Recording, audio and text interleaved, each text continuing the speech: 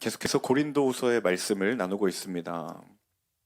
저는 개인적으로 예수님을 제외하고 구약과 신약 성경에서 떠오르는 인물을 한 사람씩 꼽으라고 제게 물어보시면 저는 구약에서는 아마 다윗을, 신약에서는 사도 바울을 떠올리게 될 것 같습니다.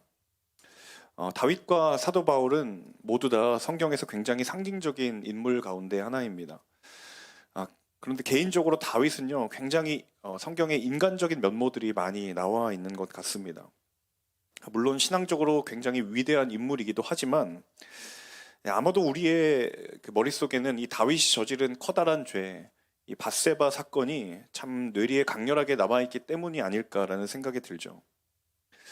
그런데 그런가 하면 사도 바울은요, 그런 다윗과는 좀 비교할 때 그런 인간적인 면모보다는 굉장히 단단하고 마치 약점 하나 없는 것처럼 어떤 어려움에도 흔들리지 않는 사람처럼 그렇게 비춰집니다.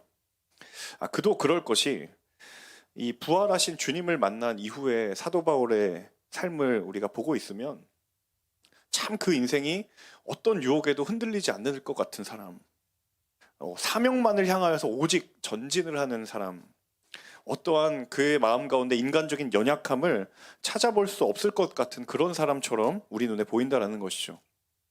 자, 그런데 실은 그렇지 않습니다. 바울도 굉장히 내면에 인간적인 고뇌가 있었던 사람이고요. 때로는 굉장히 분노하고 때로는 좌절함을 느꼈던 사람이기도 하다라는 거죠. 우리나 바울이나 크게 다를 바 없는 그저 사람 한 사람일 뿐이라는 것이죠. 특별히 여러분 고린도후서를 쭉 읽다 보면 더 그런 생각이 드는 것 같습니다. 이 바울이 가지고 있었던 인간적인 솔직한 감정들, 그런 마음들이 고린도후서를 읽는 가운데 곳곳에 여과 없이 드러나 있다는 것이죠. 지난주에 본문을 함께 잠깐 떠올려 보면 좋을 것 같습니다. 이 바울이 자신이 세웠던 고린도 교회와 그리고 교인들이 바울 자신을 받아들이지 않는 굉장히 난처하고 난감한 상황에 바울이 처하고 말았습니다. 그 교회와의 갈등을 해결하기 위해서 바울이 굉장히 많은 노력들을 기울였고 특별히 눈물로 자신이 편지를 써서 디도의 편에 그 편지를 보냈죠. 아무리 기다려도 디도가 좀처럼 돌아오지 않는 상황을 기다리면서 견뎌야 했던 것이 바로 지난주의 본문입니다. 그 기다림의 시간 가운데 바울이 얼마나 답답했을까. 내가 이러려고 이방인의 사도로 하나님이 나를 부르셨는가라는 어떤 영적인 자괴감도 느꼈을 것이고, 그런 바울의 복잡한 심정, 그런 괴로운 심정 가운데 그럼에도 불구하고 하나님이 찾아오셔서 말씀하시고 위로하시는 그 하나님이 오늘 이 말씀을 나누는 가운데 저와 여러분의 하나님의 음성이 될 수 있기를 주님의 이름으로 축복합니다. 바울이 처음에 고린도 지역을 방문했던 때가 언제냐면요, 바로 2차 선교 여행을 하고 있었을 때였습니다. 사도행전 18장에 바로 이 이야기가 기록이 되어 있는데요, 바울이 아덴이라고 하는, 오늘날로 아테네죠, 아덴이라고 하는 곳을 떠나서 고린도에 도착을 했을 때 그곳에서 누구를 만나냐면 브리스길라 아굴라 부부를 만나게 됩니다. 이 부부가 그곳에서 바울의 동역자가 되었고, 그 부부의 동역으로 인하여서 바울이 바로 고린도 교회를 세우게 되죠. 그리고 그곳에서 1년 6개월 동안 고린도 교회를 사역하고 섬기게 됩니다. 자, 바울의 전체 선교 여정을 쭉 살펴봤을 때 한 지역에 1년 6개월이나 머물렀다라는 것은요, 굉장히 바울에게 있어서는 결코 짧지 않은 시간이라는 것을 알 수 있습니다. 이것을 비교하자면 한 예로 데살로니가 교회에 바울이 머물렀던 시간은 3주밖에 되지 않았다는 것이죠. 굉장히 오랜 시간 동안 고린도 교회에 머물러 있었다라는 말은 바꾸어 말하면 그 시간 가운데 바울이 굉장한 애정을 이 교회 가운데 쏟아부었고 섬겼다라는 거예요. 이 바울의 사랑과 열정이 녹아있는 것이 고린도 교회라는 거죠. 그 쌓여가는 시간 가운데 고린도 교회와 바울이 굉장히 관계가 깊어져 갔을 것이다 라는 것을 우리는 쉽게 추측을 해볼 수 있다는 것입니다. 자, 그런데 문제는 바로 그 고린도 교회가 바울에게 한 가지 엉뚱한 요구를 하고 있다는 것이죠. 그 요구가 바로 오늘 본문 1절의 말씀인데요. 1절의 말씀 자막을 통해서 함께 다시 읽어보도록 하겠습니다. 우리가 또 우리 자신을 추천하기를 시작하고 있는 것입니까? 아니면 어떤 사람들처럼 우리가 여러분에게 추천서를 보내거나 여러분에게 추천서를 받을 필요가 있겠습니까? 자, 1절에 보시면 두 번 반복되는 한 단어가 있죠. 네, 추천서라는 단어입니다. 자, 고린도 교회가 바울에게 무엇을 요구했냐면 추천서를 요구했습니다. 갑자기 생뚱맞게 웬 추천서냐라는 생각이 드실 수도 있을 것 같은데요. 그런데 이 상황과 맥락을 좀 잘 이해하기 위해서는 이 당시에 추천서가 어떤 의미를 가지고 있었는지에 대해서 살펴볼 필요가 있습니다. 우리가 아까 잠깐 제가 언급해 드렸던 사도행전 18장, 특별히 그 18장의 후반부인 24절 이하를 보시면 한 사람이 등장을 하는데요. 바로 아볼로라는 사람이 등장을 합니다. 이 아볼로에 대해서 성경이 말을 하기를 고향을 알렉산드리아고, 이 아볼로라는 사람은 굉장히 학식이 뛰어나고 성경에 관심도 많고 실제로 성경에 대한 지식도 굉장히 많았던 사람이다라고 성경이 이야기를 합니다. 자, 그런데 한 가지가 있었어요. 이 아볼로는 그렇게 열심을 가지고 예수에 관한 것을 가르쳤는데 성경이 그에 관해 뭐라고 이야기하냐면 이 사람은 요한의 세례만 알고 있었다라고 성경이 이야기를 한다라는 거죠.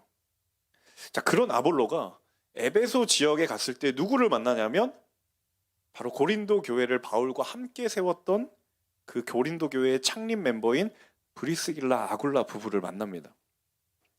이제 그 부부를 만나서 이야기를 하는데 이 브리스길라 아굴라 부부가 아볼로가 뭔가 모르고 있는 부분이 있구나, 복음에 관해서 모르고 있는 부분이 있구나라는 것을 깨닫고 아볼로에게 복음에 대해서 정확하게 가르쳐 줍니다. 그리고 아볼로가 그 부부를 통하여서 자신이 미처 알지 못했던 그 복음에 대해서 깨닫게 된 것이죠.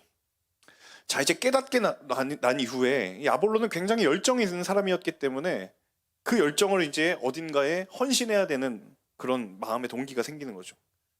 자, 어디로 가고자 결심을 했는가? 바로 고린도로 가기로 결심을 했습니다. 정확히 이야기하면 고린도 지방의 아가야라고 하는 도시로 가서 이제 복음을 전하기로 결심을 합니다. 자, 그 부분이 사도행전 18장 27절에 나오는데요. 우리 사도행전 18장 27절 함께 읽어보겠습니다. 아볼로가 아가야 지방으로 가고 싶어 하자 형제들은 그를 격려해 주면서 그곳에 있는 제자들에게도 편지를 써서 그를 영접해 주도록 했습니다. 아볼로는 그곳에 도착해 하나님의 은혜로 믿게 된 사람들에게 큰 도움을 주었습니다. 자, 27절에 보니까 한 단어가 눈에 들어옵니다. 어떤 단어냐면 바로 편지라는 단어예요. 이 아볼로의 동역자들이 아볼로가 이제 고린도로 가서 사역을 해야 되겠다라는 뜻을 밝히자 이 동역자들이 뭘 써줬냐면 편지를 써주는 거예요. 바로 그 편지가 추천서입니다. 자, 아볼로는 이 추천서, 편지를 가지고 고린도 지역으로 갔던 것이죠. 왜냐하면 그 추천서 안에는 이 사람은 믿을 만한 사람이다, 이 사람은 의심하지 않고 교회가 이 사람을 용납해도 될 만한 사람이다라는 그 내용이 그 편지 안에 담겨져 있던 거예요. 그러니까 실제로 아볼로뿐만 아니라 당시에 교회에서 누군가를 파송할 때 반드시 일반적으로 추천서를 써서 그 몸에 지니고 다니도록 되어 있었다라고 합니다. 그 추천서를 보여주고 이제 내가 누구인지, 자신이 어떤 사람인지를 그 편지로 증명해 주는 것이죠. 워낙 당시에 거짓 교사들도 많았고 그리고 이단들이 굉장히 득세했기 때문에 이 추천서를 통하여서 자신의 어떤 영적인 신원 보증을 했던 것입니다. 자, 오늘날에도 마찬가지입니다. 이제 폴투 대학부에서 제가 왔을 때 추천서를 또 많이 쓰기도 했었는데 이제 사역을 하기 위해, 목회자가 되기 위해서 신학대학원에 진학을 하려면요, 학교에서 지원자에게 요구하는 서류들이 있는데 그것 중에 하나가 바로 추천서입니다. 이 지원자가 출석하고 있는 교회의 담임 목사님이 이 사람에 대해서 추천서를 써서 제출하도록 되어 있습니다. 저도 추천서를 썼던 기억이 있고요. 자, 신학대학원을 졸업하고 나서 목사가 되려고 하기 위해서 시험을 치르는데요. 그 시험에도 내야 할 추천서가 있습니다. 바로 자신이 사역하고 있는 교회의 담임 목사님의 추천서가 필요합니다. 자, 이 사람이 신학교를 지원하는데 어떤 결격사유나 문제가 없는 사람인지, 혹은 이 사람이 목사로 임직을 받을 때 결격사유가 없는 사람인지 제3자로부터 그 본인에 대한 신원 보증을 반드시 받도록 되어 있는 거죠. 그러니까 그때나 지금이나 이 신원 보증은 굉장히 중요한 부분이었다라는 거예요. 자, 문제는 지금 고린도 교회가 바울에게 그 추천서를 내놓으라, 보여달라, 이 얘기를 하고 있는 거예요. 자, 굉장히 당시의 일반적인 상황이고 통용되었던 관행이고, 자, 이왕이면 한 점의 의혹도 없이 사역하는 게 좋은 것 아닌가, 얼핏 들으면 굉장히 타당해 보이는 요구처럼 들립니다. 그런데 조금만 생각해 보면 이 요구가 얼마나 말도 안 되는 요구인지를 우리가 깨닫게 됩니다. 왜냐하면요, 고린도 교회는 바울이 세운 교회였기 때문입니다. 지금 고린도 교회, 그러니까 바울에게 추천서를 달라고 요구하고 있는 고린도 교인들은 누가 케어하고 누가 양육했던 사람들이냐면 바울이 양육했던 사람들이에요. 자, 어떤 교회보다 고린도 교회가 바울을 잘 아는 교회이고, 어떤 사람들보다 고린도 교회 교인들이 바울을 잘 아는 사람들이었다는 사실입니다. 심지어 이 사실은요, 바울도 잘 알고 있었던 것뿐만 아니라 고린도 교회의 교인들도 이 사실을 잘 알고 있었다라는 거예요. 왜? 1년 6개월 동안 같이 먹고 교제하면서 그 관계가 얼마나 쌓였겠느냐라는 거예요. 제가 대학부를 섬기면서 종종 저를 찾아오거나 혹은 연락을 하셔서 저에게 추천서를 써달라고 부탁하는 지체들이 있습니다. 대학원을 진학한다거나 혹은 장학금을 신청한다거나 어떤 기독교 단체에 지원한다거나 그런 여러 가지 종류의 추천서를 저에게 부탁하는 지체들이 있는데요. 자, 추천서를 쓸 때 여러분 뭐가 제일 중요한지 아시나요? 가장 중요한 건 추천서를 쓰는 사람이 이 사람, 그러니까 추천서를 받아야 될 사람에 대해서 얼마나 잘 알고 있는가입니다. 이제 가끔 보면 공동체에 소속이 되어 있기는 하지만 공동체 활동을 잘 안 하는 지체들이 처음으로 저에게 어렵게 연락을 해서 정말 어렵게 입을 떼면서 추천서가 필요한데 목사님 좀 써주실 수 있냐라고 굉장히 죄송해하면서 저한테 연락을 해요. 저는 죄송할 필요가 하나도 없다라고 늘 이야기하지만 이제 본인이 민망한 거죠. 처음 전화가 뭐 해달라는 요구이니까요. 그래서 제가 그냥 알겠다라고 써주면은 될 것 같지만 제가 항상 어떻게 이야기하냐면 일부러 좀 대화를 나눕니다. 이 사람이 어떤 사람인가를 제가 좀 알아야 추천서를 쓸 수 있을 거 아니에요. 뭐 어떤 가정 배경이 있는지, 왜 이 추천서를 써야 되는지, 그런 이유들을 제가 간단하게 물어봅니다. 왜냐하면 제가 그래야 써줄 말이 있는 것이잖아요.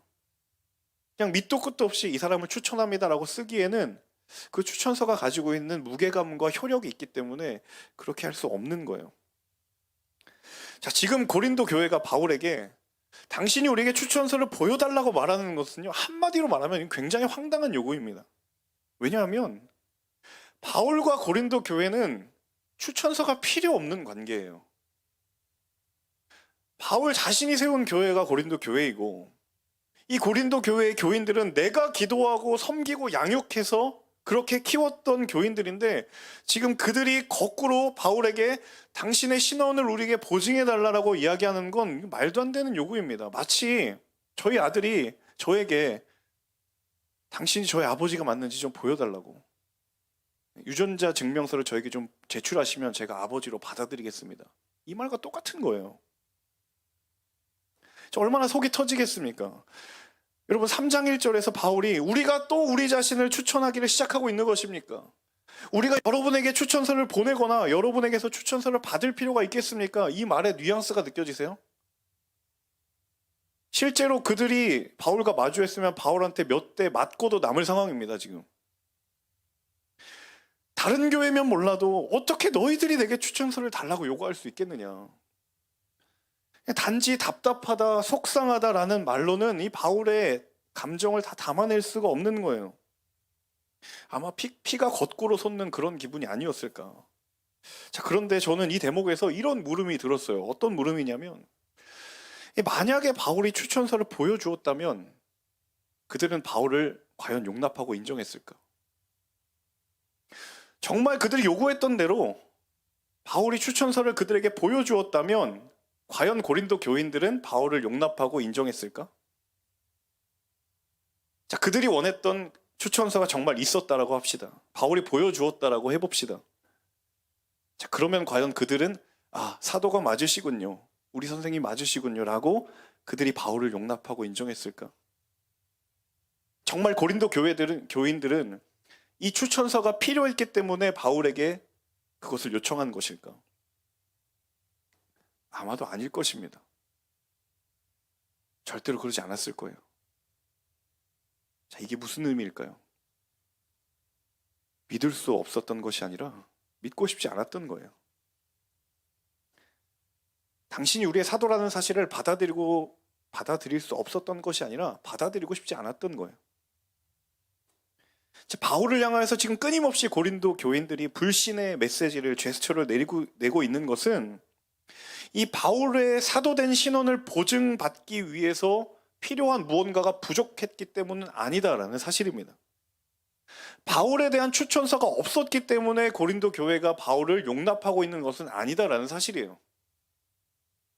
자, 그렇다면 더 정확하게 말한다면 그들의 바울을 거부하고 있는 이 제스처 안에는 그들의 마음 가운데 내가 당신을 받아들이지 않기로 나는 작정했다라는 그런 마음이 자리 잡고 있는 거예요. 조금 더 확대해서 이야기하면 바울을 통해서 말씀하시고 찾아오시는 하나님이라면 나는 믿지 않겠다, 받아들이지 않겠다라는 것입니다. 여러분 주위에 혹시 교회 안 다니시는 분들 혹은 믿음이라는 것 자체를 거절하시는 분들 있을 것입니다. 저도 있어요. 근데 보면 이야기를 나눠보면요, 겉으로는 다 똑같이 믿음이 없는 사람처럼 보이지만요, 사실 그 안에 마음이 다 똑같지 않습니다. 어떤 사람들은 정말 내가 믿고 싶은데 내가 믿어지지 않는 사람이 있는가 하면, 또 어떤 사람들은 진짜 믿지 않기로 작정한 사람도 있어요. 겉으로 드러나는 표현이나 그런 외면의 상황들은 그냥 믿음이 없는 것이죠. 그 이면에는 전혀 다른 모습이 있다라는 거예요. 자, 고린도 교회에는 무엇이 필요했던 것인가? 증거가 부족한 상황이 아니라 그들에게 믿음이 필요한 상황이었던 거예요. 자, 고린도 교회에 진짜 필요했던 거는 그들이 요구하고 있는 지금 추천서가 아니라, 바울이 사도라는 증거가 아니라, 그들에게 진짜 지금 필요한 것은 믿음이라는 거예요. 어떤 믿음? 바울을 통해서 은혜 주시고 그들에게 은사를 주셨던 하나님을 향한 믿음이 그들에게 필요했다라는 것입니다. 증거가 부족했기 때문이 아니라, 증거가 부족한 상황이 아니라 그들에게는 지금 믿음이 필요한 상황이라는 사실입니다. 사랑하는 여러분, 여러분의 눈에 보이기에 믿을 만한 증거가 더 필요하다라고 생각할 때 하나님은 이렇게 말씀하십니다. 증거가 필요한 것이 아니라 믿음이 필요한 것이다.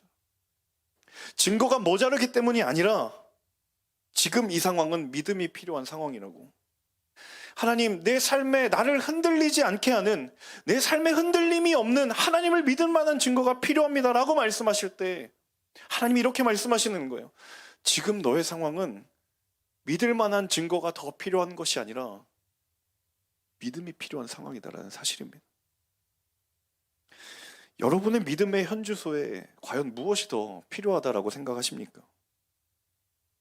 하나님을 향한 믿음의 근거가 아직 더 필요하다, 부족하다, 모자라다라고 생각하십니까?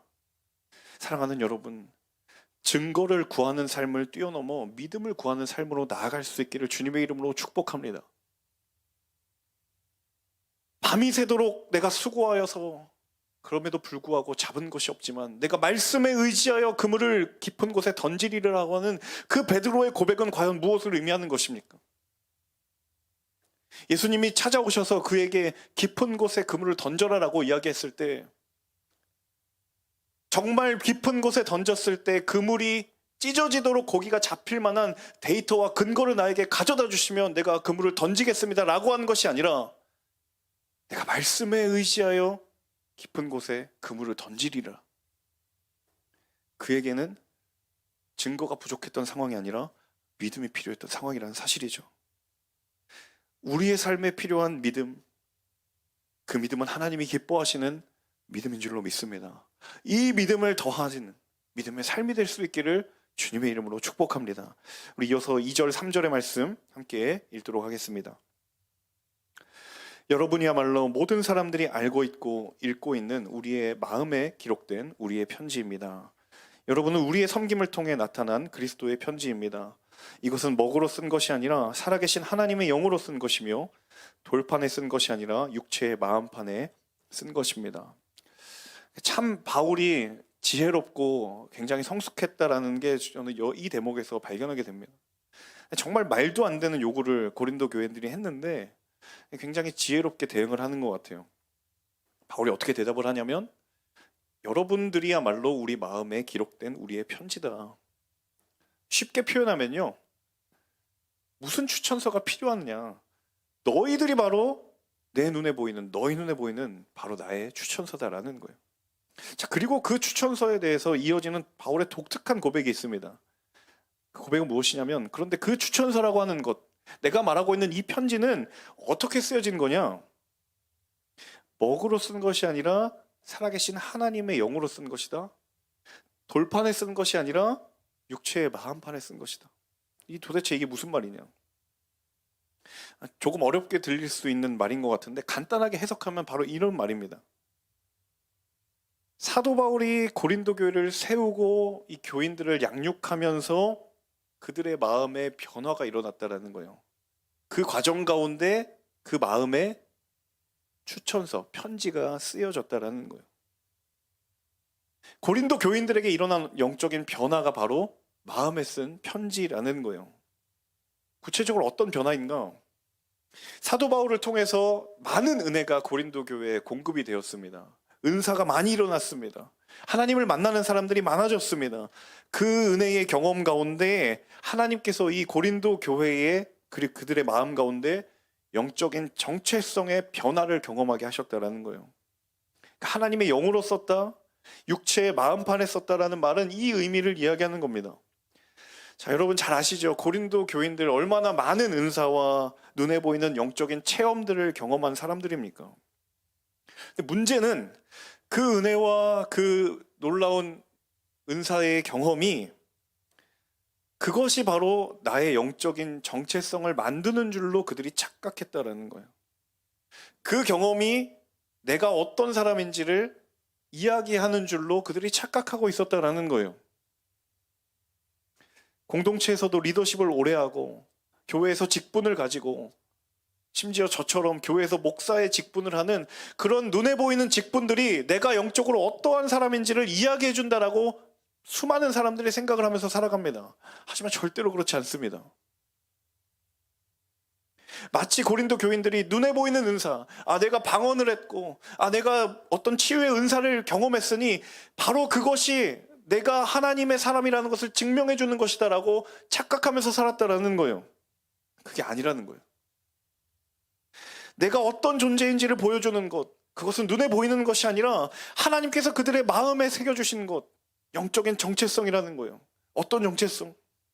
예수 그리스도를 통하여서 나를 자녀 삼으신 그 주의 은혜의 정체성이 내 마음 가운데 새겨져 있다라는 사실입니다.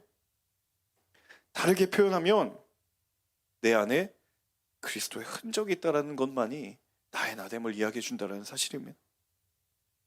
지금 그 생각을 미처 그들이 하지 못하고 그들의 사고방식대로 바울에게 요구하고 있는 거예요. 우리 눈에 보일 무언가를 보여줘야 우리가 믿지.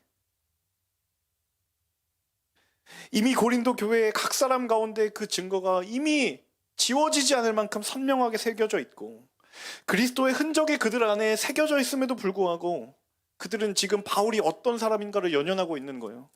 바울이 지금 어떤 은사를, 우리와는 차원이 다른 어떤 은사를 드러내고 있느냐, 그것에 연연하고 있다는 사실입니다. 바울은 이야기합니다. 너희 안에 그리스도의 흔적이 있다는 사실을 잊지 말라는 거예요. 사랑하는 여러분, 하나님께서 저와 여러분에게 주신 자녀의 정체성보다 그 어떤 것보다 중요한 나의 추천서는 없는 줄로 믿습니다.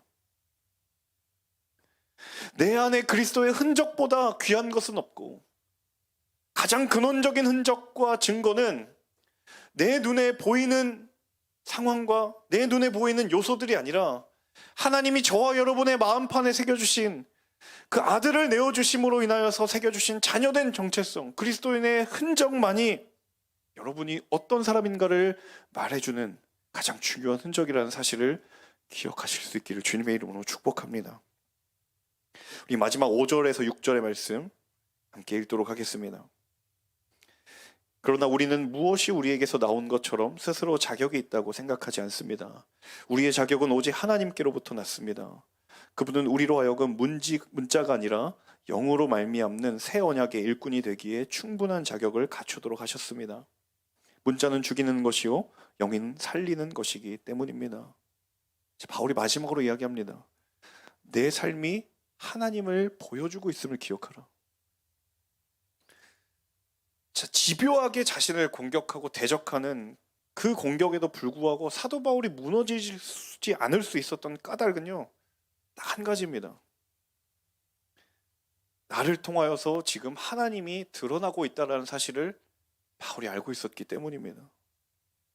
많은 사람들이 바울을 향해 공격했습니다. 고린도 교회뿐만 아니라 교회를 옮겨 다니면 다닐수록 바울이 그들을 떨쳐낼 수 없었습니다. 끊임없이 쫓아다니면서 바울을 공격했습니다. 당신이 사도가 맞느냐? 다른 사도들은 예수가 살아계실 때 너처럼 예수를 대적하지 않았느냐? 과연 너가 사도가 맞다라고 이야기할 수 있느냐? 다른 사람들은 너처럼 그리스도인을 핍박하지 않았다. 당신이 무슨 자격으로 사도라고 말할 수 있는가? 사도 바울이 인정합니다. 그것이 맞다고 인정합니다. 부인하지 않습니다.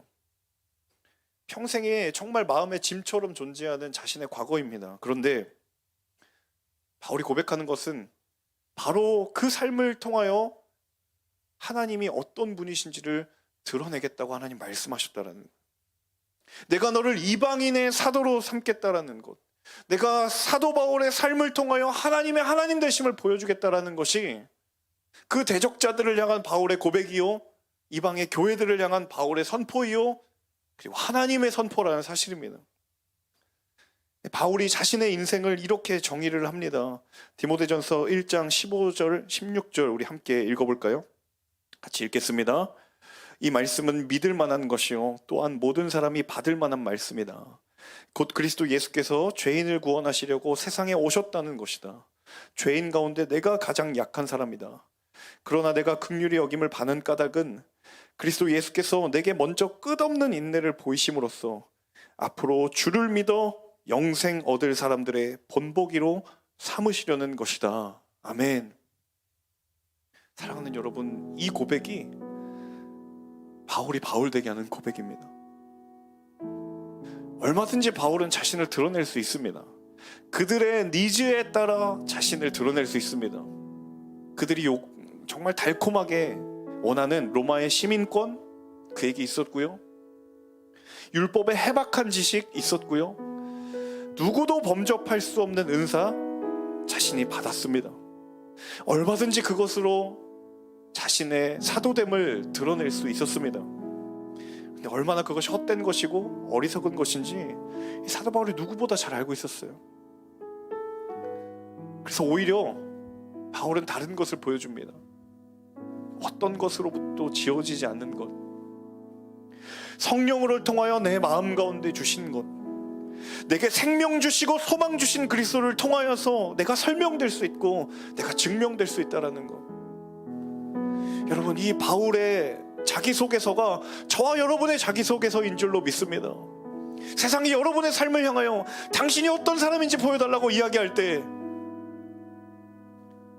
얼마든지 세상의 요구에 따라 내가 어떤 사람인지 드러낼 것이다 라고 이야기할 수 있지만, 하나님, 죄인 중에 죄인이요 괴수 중에 괴수인 나를 자녀 삼으시고 그 십자가의 보혈로 하나님을 아버지라고 부를 수 있는 그 은혜를 주신 그 영적인 정체성이 무엇보다도 밝게 선명하게 빛날 수 있기를 주님의 이름으로 축복합니다.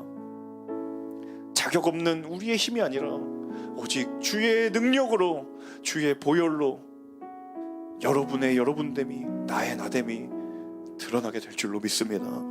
우리의 삶을 통하여 이 그리스도의 흔적이 선명하게 흔적으로 새겨지는 귀하고 복된 믿음의 인생 될 수 있기를 예수님의 이름으로 축복합니다.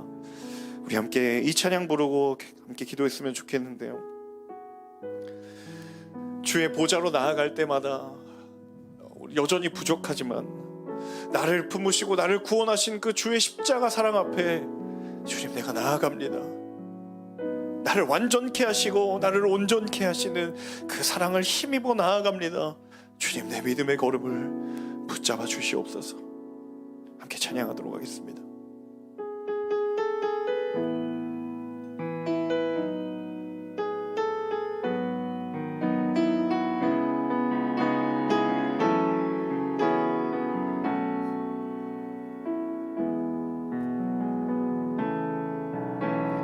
주의 보좌로 나아갈 때에 어떻게 나가야 할까? 나를 구원한 주의 십자가 그것을 믿으며 가네. 주의 보좌로 나아갈 때에 주의 보좌로 나아갈 나 여전히 부족하나 나 여전히 부족하나 나를 품으신 주의 그 사랑 나를 품으신 주의 그 사랑 그것을 믿으며 가네. 자격 없는 내 힘이 아닌 오직 예수님의 보혈로 오직 예수님의 보혈로 자격 없는 내 힘이 아닌 자격 없는 내 힘이 아닌 오직 예수님의 보혈로 예수님의 보혈로 우리 함께 선포하며 찬양합니다. 십자가의 보혈 완전하신 사랑 힘입어 나아갑니다. 십자가의 보혈 나의 보혈 완전하신 사랑 힘입어 예배하. 우리 다시 한번 찬양할 때 우리 가슴에 손을 얹고 찬양하며 나아가겠습니다. 주의 보좌로 나아갈 때에 주의 보좌로 나아갈 때에 어떻게 나가야 할까? 나를 구원한 주의 십자가 나를 구원한 주의 십자가 그것을 믿으며 갑니다.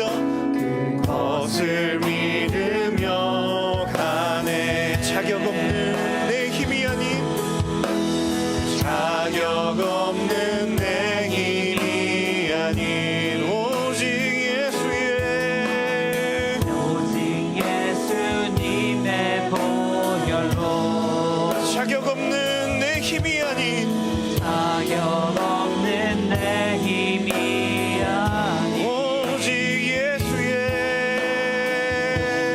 예수님의 보혈로 우리 전심으로 선포하며 이 시간 주를 향하여 고백할 때에 십자가의 보혈 나의 보혈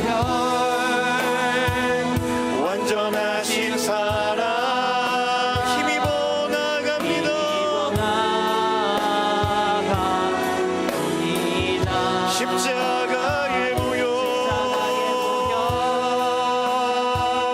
완전하신 사랑 힘입어 예배합니다.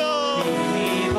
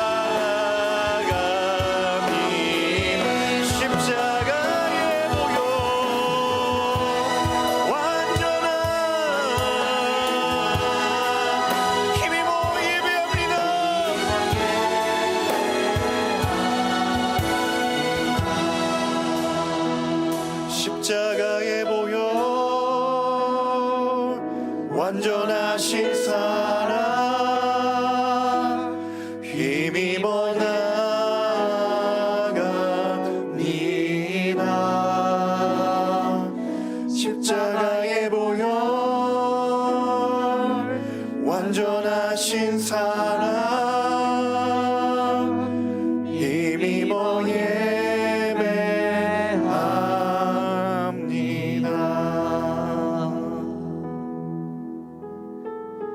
죄인 중에 죄인이요 괴수 중에 괴수인 나를 긍휼히 여기시고 나를 긍휼히 여기신 까닭은 그리스도 예수께서 나에게 먼저 긍휼을 보이심으로 앞으로 주를 믿어 영생 얻을 사람들의 본보기로 삼으려는 것이다라고 말씀하시는 주님,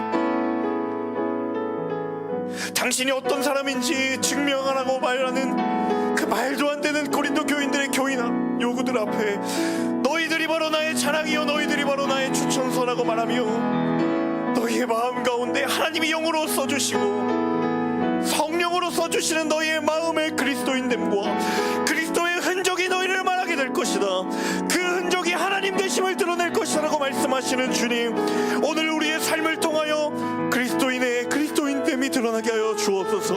오늘 나의 삶을 통하여 예수 그리스도의 흔적 드러나게 하여 주옵소서. 우리 이 시간 함께 기도하며 나아갈 때 하나님, 그 어떤 것으로도 나의 나됨을 설명할 수 없고 그 어떤 것으로도 나를 증명할 수 없사오니 예수 그리스도만이 나를 드러내게 하여 주시고 그 보혈의 흔적만이 나의 나됨을 드러나게 하여 주심으로 인하여 주님,